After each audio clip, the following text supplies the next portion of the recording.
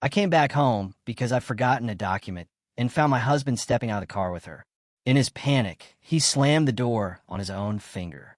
She was fixing her hair, smoothing her clothes. And when our eyes met, I understood everything instantly. It was the new secretary from his office. The same one he swore had been transferred to another branch 2 months ago. You know that split second when your entire reality cracks like a windshield? Mine happened on a Tuesday afternoon in Glendale, precisely between my forgotten project proposal and my husband's mistress brazenly adjusting her bra strap. I'm Claire, 37, a project manager, a devout color-coded calendar enthusiast, and, as it turned out, the very last person to realize my marriage was a complete dumpster fire. I inhabit one of those California suburbs where everyone drives German cars they can barely afford and meticulously curates an Instagram-perfect illusion of their lives. Spoiler alert, nobody's marriage is perfect. Some are just far better at concealing the rot. That Tuesday commenced with an oppressive normality. Too normal, in fact. I departed from my 2 p.m. client meeting at our biggest account. The kind of presentation demanding a full pitch deck and a fervent prayer your laptop won't spontaneously combust mid-PowerPoint. Halfway to Pasadena, trapped in molasses-like traffic of the 134, a cold dread seized me. I'd left the entire physical project folder on my kitchen counter. My backup, you see, because I'm irrationally paranoid about technology failures. Classic Claire, right? Except I'm also the person who sets 3 phone alarms for everything. I simply never forget anything. Annoyed at my own oversight, I swung the car around, mentally calculating if I could still arrive on time. My street, Oakmont Drive, is one of those tree-lined suburban dreams where everyone knows everyone's business but feigns blissful ignorance. Which is precisely why spotting Colby's sleek black Tesla in our driveway at 2:30 p.m. on a Tuesday felt like encountering a unicorn. A unicorn that was unequivocally supposed to be in San Francisco until Thursday. I slowed, not initially because I was suspicious. Okay, maybe a little suspicious, but primarily confused. Colby's work trips were sacred. As a VP of operations at Morrison Consulting, he was practically wedded to his laptop and his critical client meetings. He'd left Monday morning, overnight bag in hand, a peck on my forehead promising those decadent chocolates from that Union Square shop. Then I saw her. A woman emerged from the passenger side of his Tesla. Blonde, late 20s, her blouse crumpled as if it had been balled up and hastily smoothed. Her hair screamed. I just had my hands all over someone else's husband.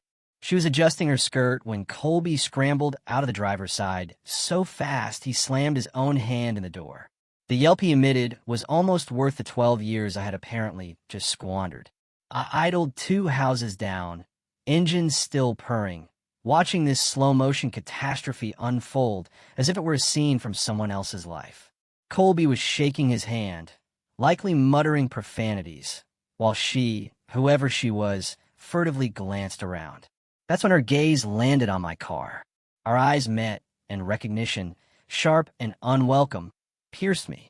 Della Monroe, the new executive assistant from his office, the one he'd mentioned precisely 3 times over the past year, the one who had supposedly been transferred to their San Diego office 6 months ago because she wanted to be closer to family.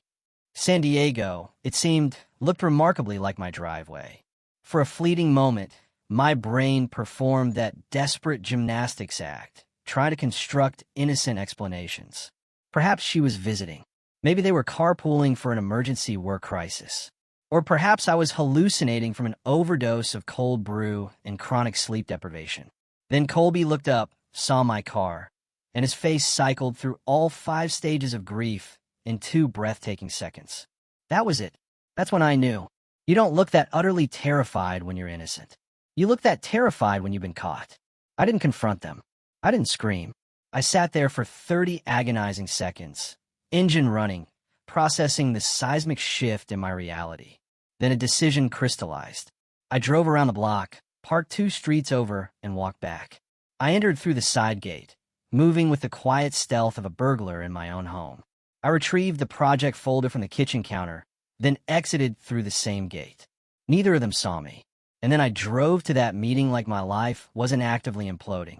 Because here's the thing about being a project manager for 12 years. You learn that emotional reactions are for after you've gathered all the data. The client meeting was a blur. I smiled, nodded, took meticulous notes. The client prattled on about innovative solutions and synergistic partnerships while I mentally cataloged every business trip, every late night, every sorry, honey, the team needs me this weekend. I departed that office with a signed contract and a heart brimming with pure, crystallized rage. I didn't head home. Instead, I veered towards Boulevard and ordered the largest iced latte they offered. I settled into the corner booth, the one affording a panoramic view of the street, where I could observe everyone but remain largely unseen. And there, I did what I do best. I made a plan. First, I needed proof. Irrefutable, undeniable proof. Not just I saw them together, proof, but the kind of evidence that would make a seasoned lawyer weep with admiration. Second, I needed allies. Because Colby wasn't stupid enough to be this sloppy unless he felt utterly safe. And if he felt safe, it meant I'd been too predictable, too comfortable, too easy to deceive. My phone buzzed. A text from Colby. Hey babe, meeting long. Probably won't be back until late Thursday. Miss you. I stared at that message for a full minute. The audacity, the sheer, unmitigated gall of this man to lie to my face via text while his mistress's perfume likely still clung to his car seats. I typed back, no problem. Take your time. Love you. Because here's another lesson 12 years of project management imprints on you. Never show your hand until you've meticulously stacked the deck. I dedicated the next hour to creating a new, private folder on my laptop. Title, Project Colby. I began documenting everything. Every business trip in the past year, every instance he'd been too tired for date night, but magically possessed energy for a morning jog. I pulled up our credit card statements, our joint account, because we were partners, you see, and we trusted each other. Oh, the exquisite irony. Charges began leaping out at me. Hotels in cities he'd never mentioned visiting, restaurants in San Diego during periods he claimed to be in Sacramento, a jewelry purchase from Tiffany's on our anniversary. Except I never received Tiffany's. I received dinner at Olive Garden because he said he was cutting back on expenses. Apparently, expenses didn't include his side pieces accessories. My phone rang, a lifeline. Tegan Ross, my yoga and wine confidant from the neighborhood. We'd met at a HOA meeting 3 years prior. Bonded over our mutual disdain for the president and his obsessive community beautification standards, and have been inseparable ever since.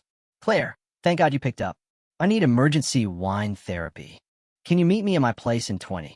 I glanced at my laptop screen at the burgeoning spreadsheet of lies.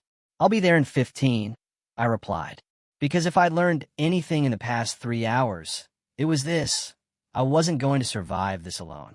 And something in Tegan's voice told me I wasn't the only wife in Glendale enduring a really bad week.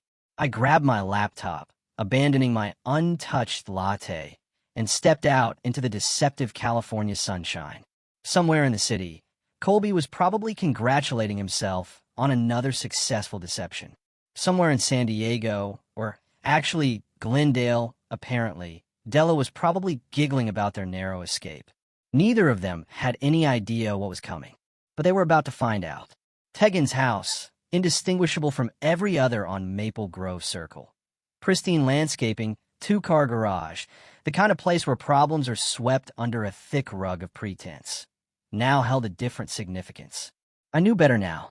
She opened the door before I could even knock, mascara streaked down her face, clutching a bottle of wine already half empty. It was 4 p.m. on a Tuesday. Tell me you brought reinforcements, she rasped, pulling me inside. I brought a laptop full of evidence that my husband's been lying to me for at least a year, I said, stepping into her gleaming white kitchen. Does that count? She froze mid-step, turned, and stared at me as if I'd just spoken fluent Mandarin. You're Colby's, she finally managed, her voice a fragile whisper. Unless I have another husband I don't know about, which at this point wouldn't surprise me. We settled at her kitchen island. White marble, subway tile backsplash, the works, and I recounted everything. The driveway encounter, Della Monroe, The credit card charges, the Tiffany's jewelry I never received, the flimsy San Diego lie. Tegan listened, and with each meticulous detail, her expression shifted from sympathetic concern to something darker, a chilling resolve taking root. When I finished, she refilled both our glasses and uttered 5 words that fundamentally altered everything. Mine has one, too. Apparently, Grant Ross, her husband of 10 years and father to absolutely nobody, they too had prioritized careers over kids, had an assistant named Paige. Paige had supposedly quit 6 months ago, except Tegan had spotted Paige's car at the Glendale Galleria just last week. When she'd casually mentioned it to Grant, he'd grown defensive, accusing her of seeing things and being paranoid. Classic gaslighting, the unmistakable hallmark of cheaters everywhere. I've been tracking his phone, Tegan admitted, pulling out her iPad.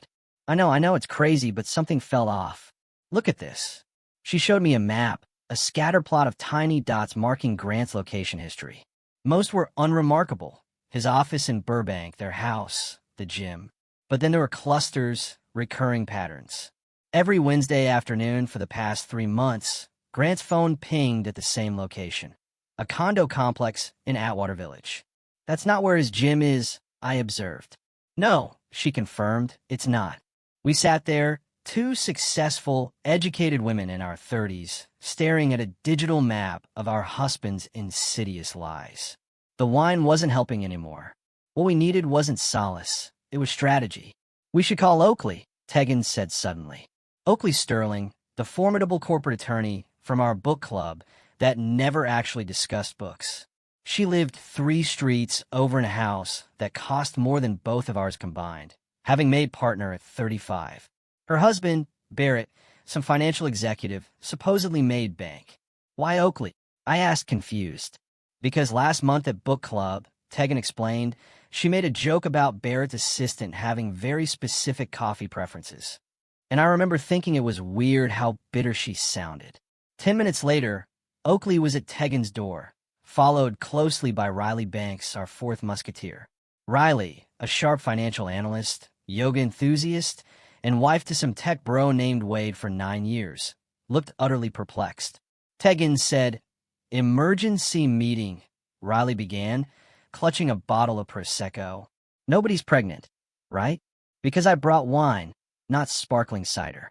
"Worse," Tegan grimaced. "Husbands." We migrated to the living room. I went first, laying out the damning details about Colby and Della. Tegan followed, recounting Grant's Wednesday rendezvous with Paige. Then, all eyes turned to Oakley. She didn't cry, didn't even appear surprised. She simply opened her Birkin bag, pulled out a thick folder, and dropped it onto the coffee table. Barrett and his assistant, Simone. 6 months. I've had a PI on him for 2 weeks. The folder was voluminous. Photos, bank statements, hotel receipts, text message logs that would make a sailor blush, if we were allowed to quote them, which, she reminded us, YouTube has standards. "Jesus," Riley whispered. Then her face went pale. "Wait." Wade's assistant, Marn, said she was moving to Portland in July. She looked at us, bewildered. But I saw her Instagram last week. She was at Descanso Gardens, which is definitely not Portland. For wives, for husbands, for assistants who had supposedly left, but clearly hadn't. The odds of this being mere coincidence were approximately the same as winning the lottery while simultaneously being struck by lightning during a shark attack. "They're running a playbook," Oakley declared, her lawyer brain kicking into high gear. "This is coordinated. They tell us the assistant transferred or quit, then continue the affairs without the guilt of having to lie about who they're spending time with. So, when Colby says he's working late with the team, he actually is, I added, just not the team I thought. And when Grant says he has Wednesday client meetings, Tegan continued, he technically has meetings, just horizontal ones." Riley made a sound somewhere between a laugh and a sob. "Wade told me Marn was irreplaceable at the office. Turns out, he meant it literally." We sat in a stunned silence, processing the sheer scale of the deception. For marriage's 46 combined years, all constructed on the same crumbling foundation of lies. "We could confront them individually," Riley suggested, her voice lacking conviction. and get gaslit individually? Oakley countered sharply. No. If they coordinated their deception, we coordinate our response. That's when Tegan's lips curled into a slow, chilling smile. It wasn't a pleasant smile. It was the smile of someone who had just devised a plan to burn down the world and make it look like an accident. My cousin Forrest manages the Castaway. You know, that restaurant in Burbank with the view. I knew it. Colby and I had celebrated our 5th anniversary there, back when I thought we were happy. Back when I was an idiot. He owes me a favor, Tegan continued. A big favor. I introduced him to his wife, and they have a private event room with AV equipment. Oakley caught on first, her eyes widening. You're thinking what I'm thinking. A dinner party, Tegan affirmed. Just the 8 of us. We tell the husbands it's a couple's celebration, friendship, community, whatever. We get them in that room, lock the door, and show them exactly what we found. Public humiliation, Riley breathed, a glint of steel in her eyes. Controlled environment, Oakley corrected. No escape. With witnesses. I thought about Colby's face that afternoon, the panic, the guilt, the frantic calculation of how to lie his way out. And then I asked the question that had been simmering beneath my composure. And then, Oakley's smile was sharper than Tegan's. And then we give them a choice. Clean divorces with fair splits. Or we make everything public. Their bosses, their families, their precious professional reputations. Barrett's firm has a strict ethics policy about workplace relationships, Oakley added, especially with subordinates. He'd lose his position. Morrison Consulting, too, I confirmed. Colby could kiss that VP title goodbye. Grant's company is family-owned, Tegan said. His father-in-law would actually kill him. Wade's in tech, Riley chimed in. They love firing people for less. We looked at each other, for women who had met at various suburban events, book clubs, yoga classes, HOA meetings, now suddenly united by the world's most depressing common denominator. We need evidence, Oakley said, slipping back into full lawyer mode. Solid, irrefutable evidence. Photos, messages, financial records. Everything. I've already started a file, I said, opening my laptop. I have Grant's location history, Tegan offered. I have Barrett's entire affair documented by a professional, Oakley added coolly. Riley looked panicked. I just have Instagram posts and a gut feeling. That's what we have until Saturday, Oakley decided. Riley, you focus on Wade's patterns, credit cards, phone records, anything you can access legally. The rest of us compile everything we have. Saturday, October 26th, dinner at the Castaway. That's 11 days to prepare, I calculated. Think we can pull this together? Oakley looked at each of us in turn. Ladies, we're a project manager, a marketing director, a corporate attorney, and a financial analyst. We've organized corporate events, negotiated million-dollar deals, and managed impossible deadlines. For cheating husbands should be a walk in the park. Tegan raised her wine glass to the Glendale Wives Club. We clinked, and I felt something shift within me. The hurt still lingered. The betrayal still burned. But underneath it, something colder, more focused was taking shape. Revenge, I realized, isn't a dish best served cold. It's a dish best served with PowerPoint presentations and airtight evidence. The meeting concluded at 7 o'clock. I drove home to my empty house, Colby still supposedly in San Francisco, and opened my laptop. Project Colby was about to become Project Reckoning, and I had 11 days to build the case that would dismantle 4 lying husbands and their career-climbing mistresses. I smiled at my screen. It wasn't a happy smile, but it was profoundly satisfied. The 11 days leading up to the dinner transformed me into someone I didn't recognize. And honestly, I liked her better than the old Claire. Wednesday morning, I woke at 5 a.m., not because sleep eluded me, but because I had work to do. Real work. The kind that actually mattered. I brewed coffee, opened my laptop, and plunged into Project Reckoning as if it were the most critical client pitch of my life. Because it was. First order of business, Colby's digital footprint. We'd always had joint access to our accounts, banking, credit cards, even cloud storage, because we trusted each other and had nothing to hide. The irony was a bitter taste in my mouth, potent enough to fell a weaker woman. I began with the credit cards. It turned out Colby had been remarkably consistent. Every 2 weeks, a charge appeared from the Beverly Hilton. Same day, same amount, $247. A quick Google search confirmed it. A standard hotel room rate. Not their cheapest, but not their penthouse either. Just expensive enough to feel special, yet affordable enough not to trigger red flags on our statements. Except now, I was seeing flags everywhere. Bright red ones. There were charges at restaurants I'd never visited, jewelry stores where I'd never received gifts, a lingerie boutique in West Hollywood that definitely hadn't contributed to my wardrobe. Each purchase felt like a paper cut, small individually, but collectively, they were bleeding me out. I meticulously documented everything in a spreadsheet. Date, location, amount, probable purpose. By noon Wednesday, I possessed 6 months of incriminating evidence. By Thursday evening, I'd extended it back a full year. The hotel charges painted the clearest picture. Every other Tuesday for the past 12 months. That's 26 visits. 26 times Colby had checked into the Beverly Hilton with someone who wasn't his wife. 26 times he'd returned home and kissed me as if nothing had happened. $6,422 of our joint money squandered on betrayal. My phone buzzed constantly with updates from our group chat. We'd cleverly named it Book Club, just in case anyone glanced at our screens. Plausible deniability and all that. Tegan had managed to access Grant's email. Password was their old dog's name, because men are predictably simple, and discovered a trail of messages with Paige that were professionally inappropriate at best and legally problematic at worst. A plethora of working late coordinations that aligned suspiciously with his Wednesday location pings. Oakley's private investigator delivered a report that was practically a masterclass in infidelity. Photos of Barrett and Simone entering hotels, receipts from weekend golf trips that inexplicably included charges at Victoria's Secret and couple spa treatments. The PI had even recorded a conversation outside a restaurant where Barrett callously told Simone he'd handle his marriage soon. Handle it, as if I were a problem to be managed, not a human being he'd vowed forever to. Riley was struggling.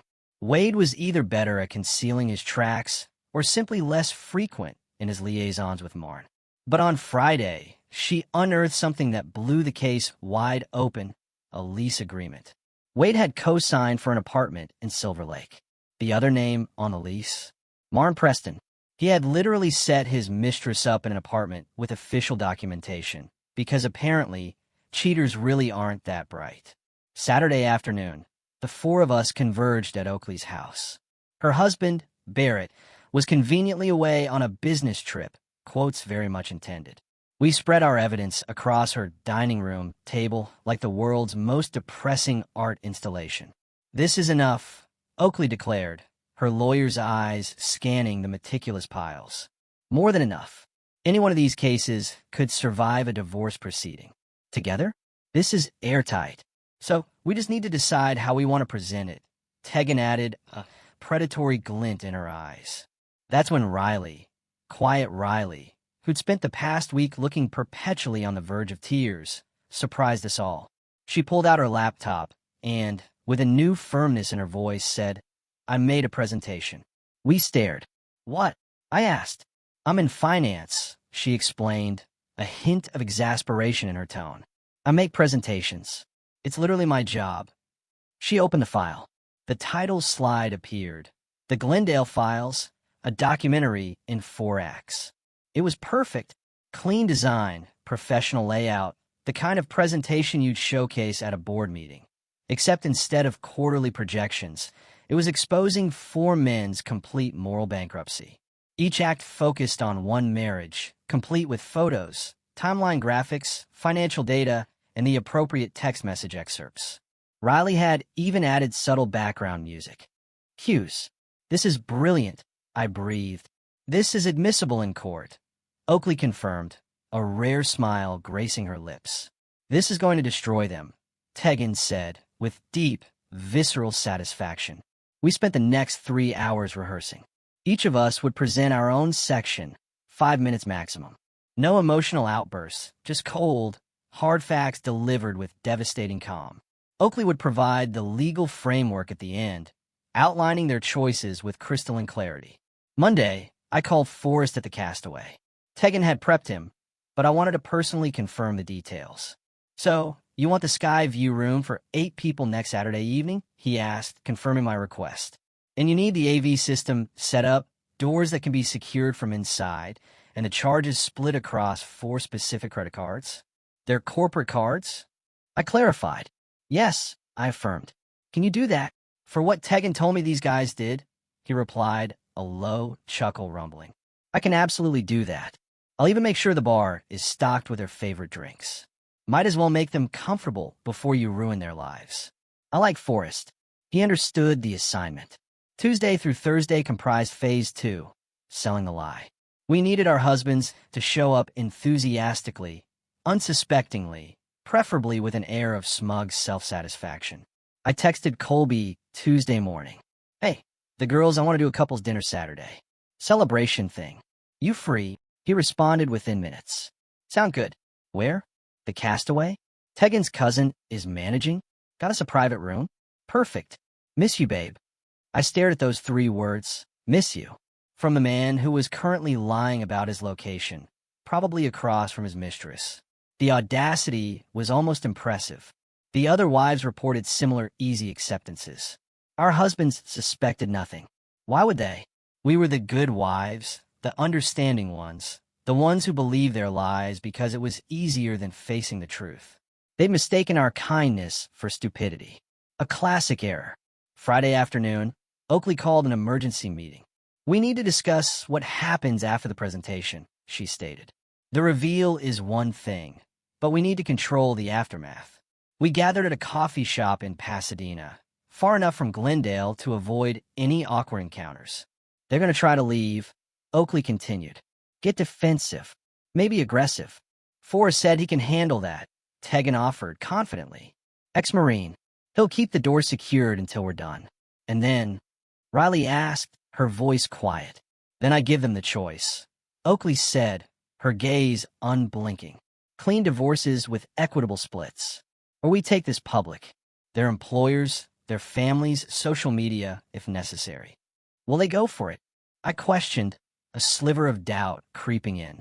Oakley smiled grimly. Barrett's firm fires executives for ethics violations. Workplace relationships with subordinates violate their code of conduct. He'll lose his position. Grant's father-in-law owns his company.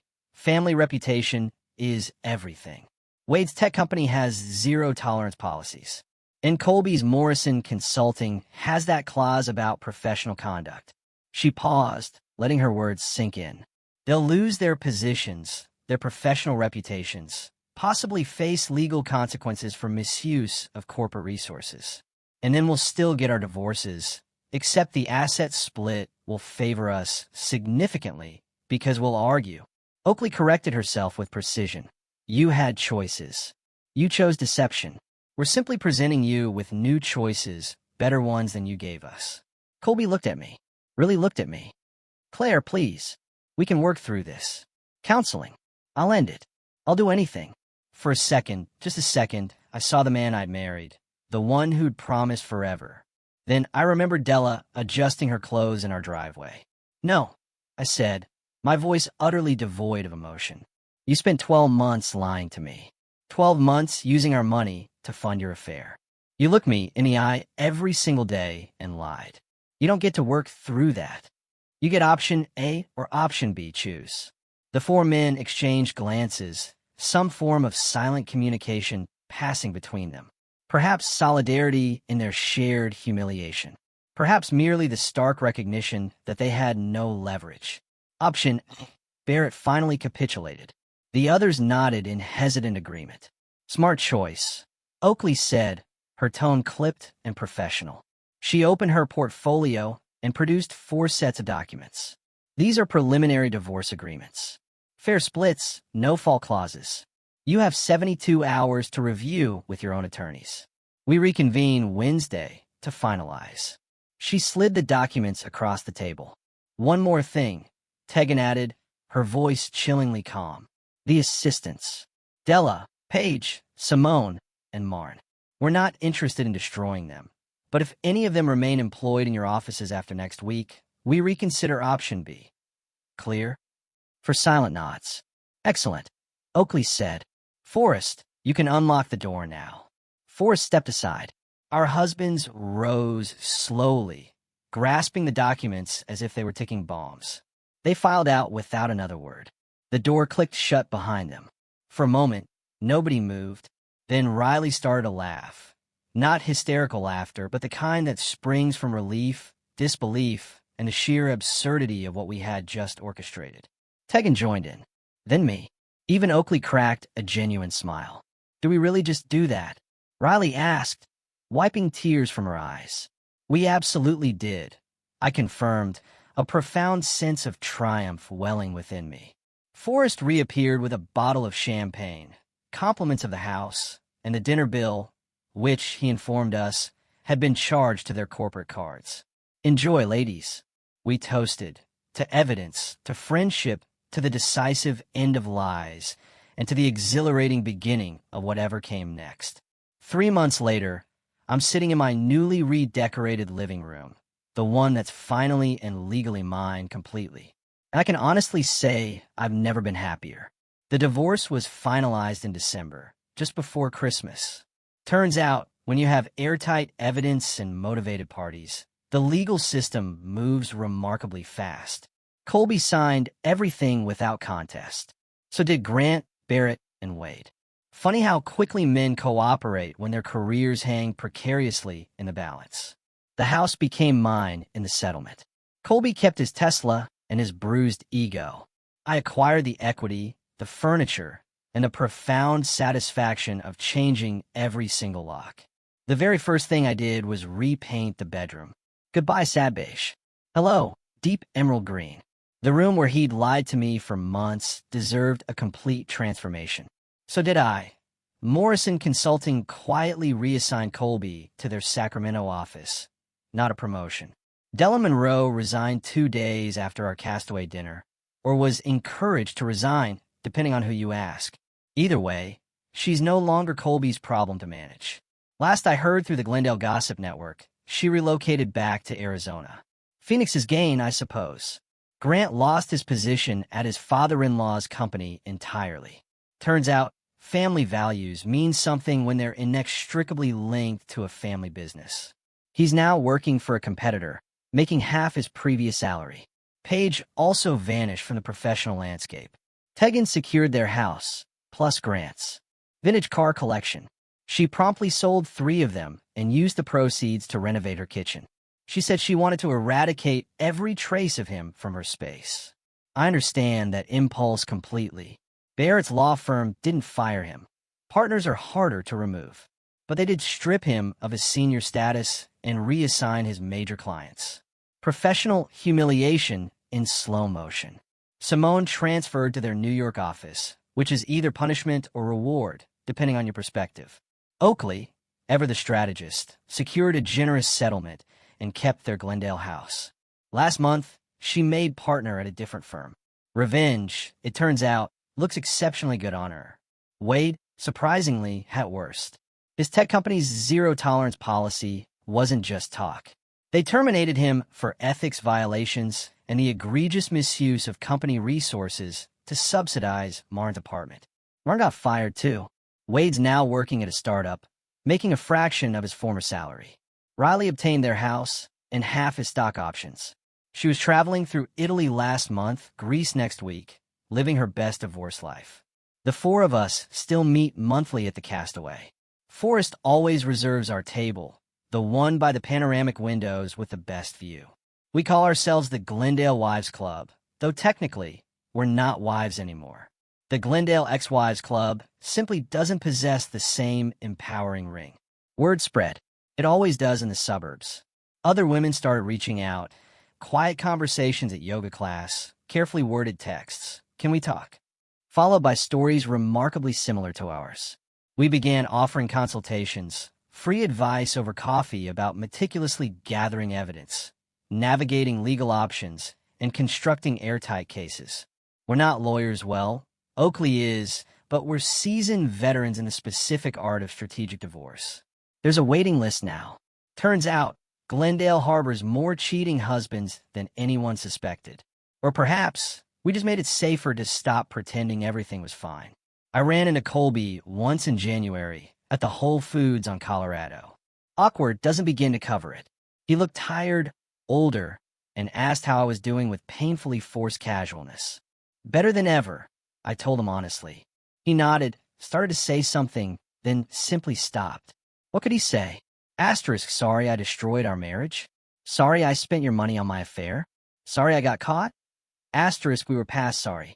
Way past it. He walked away with his organic groceries and his palpable guilt. I walked away with my freedom and my self-respect. I know what people expected. They expected me to crumble, to collapse into grief and rage and dramatic displays of emotion. Some people in Glendale still eye me with pity, as if I'm wounded, as if I should be sadder about losing my marriage. But here's what I learned. You can't lose something that was already gone. Colby abandoned our marriage months before I discovered the truth. I just finally caught up. The real loss would have been staying, accepting the lies, becoming smaller and quieter to accommodate his betrayal. That version of events would have irrevocably destroyed me. This version set me free. Riley is flourishing in Europe. Tegan is dating casually, carefully, but dating nonetheless. Oakley bought a convertible, its top off and down as she speeds towards new victories. I'm taking photography classes, exploring a passion I'd long suppressed. We're not bitter ex-wives dwelling on past wrongs. We're women who faced an impossible situation and chose to handle it with intelligence, strategy, and just enough ruthlessness to make it stick. Did we ruin 4 marriages?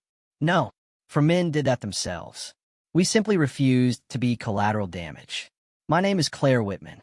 I'm 37 years old, a project manager, a homeowner, and a proud member of the most effective support group in suburban California. And I learned the most important lesson of my life. Betrayal is devastating, but staying betrayed is optional. Some people collect stamps, some collect vintage cars.